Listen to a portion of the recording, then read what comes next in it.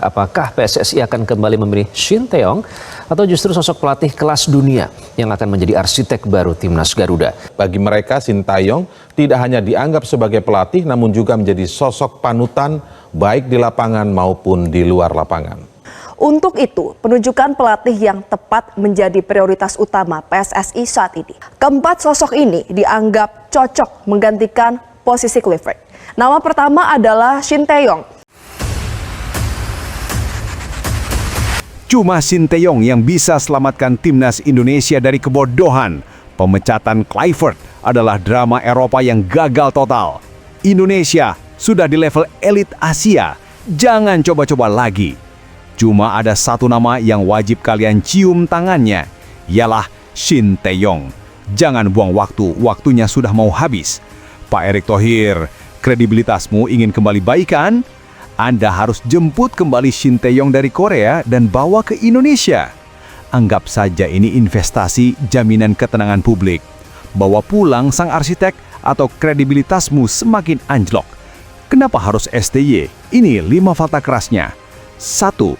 Dia satu-satunya yang bawa kita ke babak ketiga Piala Dunia 2026. 2. Revolusi generasi. Pemilik sah pasukan tempur timnas U23. 3. Mandat Piala Asia 2027. Dia yang loloskan dan dia juga yang wajib menunggangi. 4. Stop trauma pelatih Belanda yang cuma bisa bikin onar. 5. Pemain hanya mau dia. STY di Korea sedang bebas. PSSI sedang depresi. Ini sinyal alam. Cepat bergerak. Kembalikan pelatih kebanggaan kami. Atau PSSI akan kembali jadi bahan lelucon Asia. Jangan biarkan kegagalan ini terulang. Dengarkan baik-baik, wahai para pengambil keputusan di PSSI. Kursi pelatih timnas ini baru saja kosong setelah PSSI melakukan bunuh diri konyol mengganti sang arsitek dengan pelatih Eropa yang reputasinya kini sama hancurnya dengan rekornya. Pemecatan Patrick Kluivert adalah aib, tetapi membiarkan kekosongan ini berlarut adalah kejahatan. Di tengah api kemarahan supporter yang siap meledak, hanya ada satu nama yang wajib kalian cium kakinya untuk kembali. Shin Tae-yong. Jangan buang-buang waktu dengan mencari alternatif murahan, karena Indonesia sekarang sudah berada di level elit. Kami tidak sedang meminta, kami memerintahkan. Inilah 5 alasan mutlak yang seharusnya sudah kalian hafal di luar kepala. Mengapa Shin Tae-yong harus segera kembali atau PSSI hanya akan menjadi lelucon terbesar di Asia. 1. Pemilik sah tiket Piala Dunia. Siapa lagi yang berani mengaku jagoan? Hanya ada satu orang yang dalam sejarah sepak bola Indonesia, sejarah yang kalian nodai berkali-kali, mampu mengantar Garuda selangkah lagi ke Piala Dunia. Itu adalah Shin Tae-yong. Kami tidak bicara tentang mimpi atau ilusi murahan. Kami bicara tentang realitas kejam. Indonesia kini berada di babak ketiga kualifikasi Piala Dunia 2026. Kami sudah duduk semeja dengan para raksasa Asia yang gemetar ketakutan melihat bagaimana STY membangun benteng pertahanan yang sulit ditembus dan serangan balik yang mematikan. Siapa pelatih lain yang kalian punya? Pelatih Eropa gagal yang bahkan tidak bisa bertahan lebih lama dari paket internet bulanan. Kami sudah terlalu dekat dengan Piala Dunia. Membiarkan STY pergi adalah sama saja menyerahkan tiket emas itu kepada lawan, seperti anak kecil bodoh yang membuang berlian. STY adalah jaminan. Tanpa dia, kita hanya akan kembali menjadi pecundang regional. Lawan-lawan Asia lainnya, mereka hanya akan tertawa bertahak-bahak melihat kebodohan kita jika STY tidak kembali. 2. Revolusi berdarah. Anak-anak STY akan mempermalukan Eropa. STY melakukan apa yang tidak berani dilakukan oleh puluhan pelatih pengecut sebelumnya, memotong generasi. Ia menyingkirkan para pemain bintang manja dan membangun sebuah pasukan tempur berisi pemain muda yang haus darah dan lapar kemenangan. Anak-anak ajaib ini, generasi emas yang ia temukan dan poles, bahkan hampir lolos ke Olimpiade untuk pertama kalinya.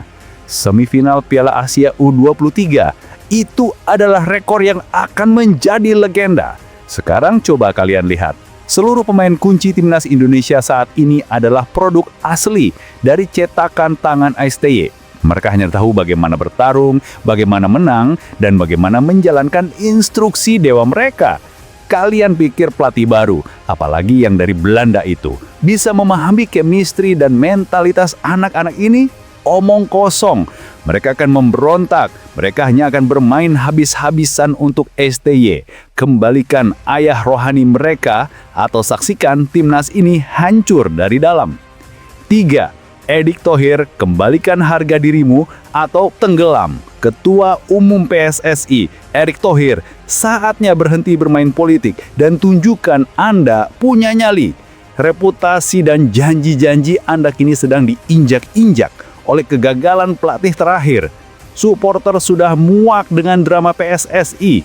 Ada desakan dari DPR, itu berarti seluruh rakyat sudah berteriak.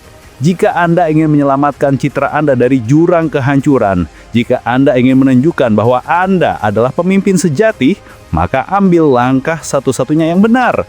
Kembalikan Shin Tae-yong. Ini bukan sekedar perekrutan. Ini adalah langkah penyelamatan diri. Panggil STY, berikan dia kontrak seumur hidup dengan segala kekuasaan mutlak dan biarkan dia bekerja.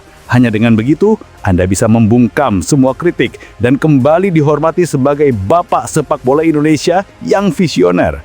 Jangan jadi pecundang. 4. Mandat mutlak Piala Asia 2027. STY bukan orang lain yang harus mengangkat trofi itu. Siapa yang memastikan Indonesia lolos otomatis ke Piala Asia 2027? Shin Tae-yong. Siapa yang membawa kita ke babak 16 besar Piala Asia 2023? Shin Tae-yong. Target gila kami di Piala Asia 2027 adalah semifinal. Dan kami tegaskan, target itu hanya bisa diwujudkan oleh orang yang sudah membuktikan dirinya. Kalian ingin membawa pelatih lain untuk membangun ulang tim dari nol. Itu adalah tindakan paling bodoh dan arogan. STY sudah tahu seluk-beluk lawan, kelemahan mereka, dan cara menghancurkan mereka. Biarkan sang jenius ini menyelesaikan mahakaryanya. Kita sudah berada di trek cepat menuju dominasi Asia. Jangan biarkan orang lain yang tidak bajak merusak kecepatan ini. Indonesia akan menjadi mimpi muruk di Asia, dan itu hanya bisa terjadi di bawah komando STY. 5. Stop trauma Belanda dan pilih stabilitas superior Korea. Cukup sudah dengan trauma pelatih Belanda. Sejarah mencatat, kepelatihan dari Belanda di Indonesia selalu berujung pada kekecewaan, konflik, dan kehancuran. Mereka meninggalkan trauma, rekor buruk, dan penyesalan. Kami tidak butuh pelatih yang hanya datang untuk liburan atau pamer CV. PSSI harus berhenti mengambil resiko bodoh dengan mencoba-coba pelatih baru yang tidak punya track record sekuat STY di Asia. STY adalah jaminan stabilitas, jaminan mentalitas baja, dan jaminan hasil. Pengalaman pahit dari pelatih asing sebelumnya, terutama yang berbau Dutch total football palsu, adalah pelajaran mahal. Kembalikan STY, dan PSSI akan membeli stabilitas superior. Kembalinya STY adalah satu-satunya cara untuk membuktikan bahwa Indonesia tidak bisa dibodohi lagi. Lakukan sekarang atau terima konsekuensinya. Waktu habis. Gerakan 3 jenderal opini, Jai Itzes, Calvin Verdong, dan Joy Pelupesi pasang badan untuk Erick Thohir, menyingkap upaya PSSI membalik arah kemarahan supporter. Setelah kegagalan timnas Indonesia di putaran ketiga kualifikasi Piala Dunia 2026 dan pemecatan pelatih Patrick Kluivert, gelombang kritik dan desakan mundur terhadap Ketua Umum PSSI, Erick Thohir, membanjiri media sosial. Namun, yang menarik, gempuran masif dari fans Garuda ini justru direspon oleh sebuah manuver tak terduga yang datang langsung dari internal skuad. Pemain kunci timnas memilih pasang badan secara terbuka membela kepemimpinan Erick Thohir. Fenomena ini dimulai oleh Jai Itzes, kapten timnas Indonesia, yang pada Rabu mengunggah pesan di Instagram. Jai Itzes tidak hanya menyampaikan kekecewaan atas hasil, tetapi secara spesifik membela Erick Thohir, menolak tuduhan tak mendasar yang menyalahkan manajemen PSSI. Postingan ini segera menjadi viral dan direpost oleh banyak rekan setimnya, menunjukkan keseragaman sikap. Sehari berselang, giliran Calvin Verdong yang merilis pernyataan serupa. Verdonk menyatakan pengalamannya di timnas sangat positif, bertolak belakang dengan narasi negatif yang beredar di luar. Ia secara eksplisit memuji dedikasi, semangat, dan dorongan kuat dari Bapak Thohir dan timnya untuk meningkatkan sepak bola Indonesia. Puncaknya terjadi pada Jumat, ketika Joy Pelupesi melengkapi 3 serangkai pembelaan tersebut. Pelupesi menegaskan bahwa Thohir dan PSSI selalu menciptakan kondisi terbaik bagi para pemain untuk tampil maksimal. Ia bahkan meminta supporter untuk terus mendukung timnas dan Bapak Thohir bersama-sama sebagai satu kesatuan. Lebih dari sekedar pemain, mereka pengatur opini. Dalam konteks ketegangan tinggi antara publik dan PSSI pasca pemecatan Kluivert, muncul narasi kritis bahwa manuver pemain ini bukan sekedar inisiatif pribadi yang polos. Para pemain ini yang sebagian besar merupakan tulang punggung baru skuad Garuda dan menjadi junjungan fans berkat status keturunan mereka, telah bertransformasi dari sekedar pengatur lini menjadi pengatur opini. Opini yang beredar di dunia maya menyebutkan bahwa dengan segala kekecewaan publik, buzzer dan pengamat yang sering digunakan PSSI untuk mengendalikan narasi publik dinilai sudah tidak lagi mempan.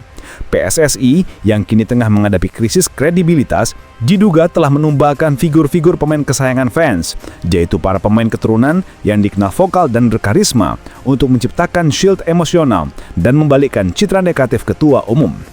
Langkah ini dianggap sangat strategis karena serangan balik yang datang dari pemain yang dicintai supporter akan jauh lebih efektif dalam meredam kemarahan daripada rilis resmi PSSI atau pernyataan buzzer. Para pemain ini menyajikan perspektif orang dalam yang secara langsung merasakan manfaat dari kepemimpinan Erick Thohir yang selama ini fokus pada program naturalisasi dan perbaikan fasilitas. Meskipun demikian, faktanya menunjukkan bahwa unggahan ini memang ada dan nyata. Hal ini memicu perdebatan sengit, apakah dukungan para pemain ini tulus sebagai bentuk loyalitas terhadap sosok yang membawa mereka ke timnas, ataukah ini merupakan bagian dari taktik komunikasi PSSI untuk memperbaiki citra kepemimpinan di tengah turbulensi pasca pemecatan pelatih. Yang jelas, Jai Idzas, Calvin Verdonk, dan Joy Pelupesi kini tidak hanya berjuang di lapangan hijau, tetapi juga di medan perang opini publik. Sebelum kita lanjut ke berita lengkapnya, jangan lupa tekan tombol subscribe, like, dan notifikasi channel Bolcast agar kalian gak ketinggalan berita terbarunya.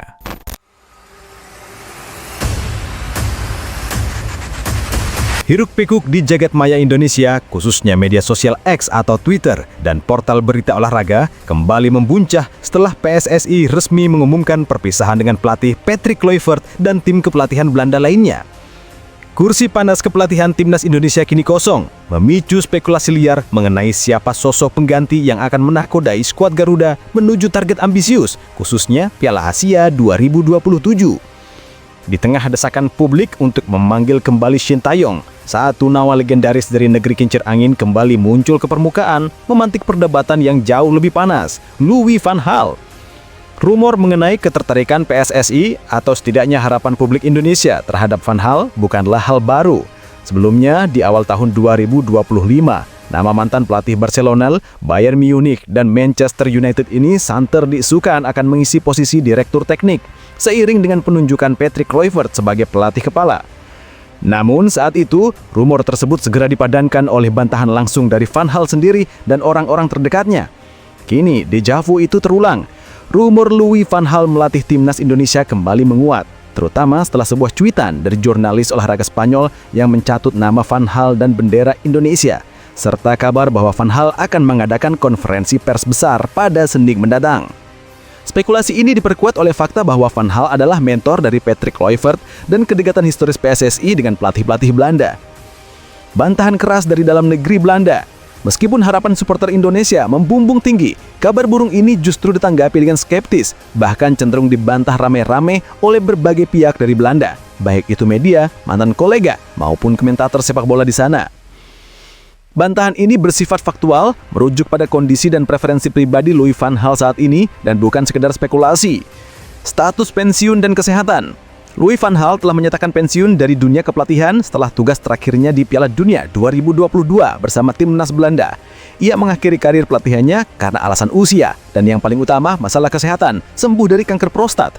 Rutinitas klub yang menuntut mobilitas tinggi, tekanan harian, dan perjalanan jauh untuk memantau pemain seperti yang diperlukan di timnas Indonesia dipandang tidak cocok dengan kondisi dan keinginan Van Gaal untuk menikmati masa tuanya. Bantahan untuk posisi Dirtek Januari 2025. Pada awal tahun, ketika dirumorkan menjadi direktur teknik, jurnalis Belanda seperti Van der Goot telah mengkonfirmasi langsung kepada Van Gaal yang menjawab tegas, tidak. Hal ini diperkuat oleh komentar legenda Belanda, Ruud Gullit, yang menyatakan bahwa Van Gaal tidak menginginkan pekerjaan yang mengharuskan banyak bepergian dan memantau pemain di berbagai daerah. Rutinitas melatih tim nasional, apalagi di Asia Tenggara, jelas membutuhkan mobilitas yang jauh lebih tinggi daripada sekedar menjadi direktur teknik. Ambisi pribadi. Van Gaal sebelumnya pernah menyatakan tidak tertarik lagi melatih klub karena tidak ingin bermain setiap hari. Posisi pelatih timnas Indonesia, di mana tuntutan kemenangan dan tekanan publik sangat masif, terbukti dari pemecatan Kluivert dinilai tidak sejalan dengan keinginan Van Gaal untuk hidup santai pasca pensiun. Intinya, rumor mengenai Louis van Gaal kembali muncul di tengah kevakuman pasca Kluivert.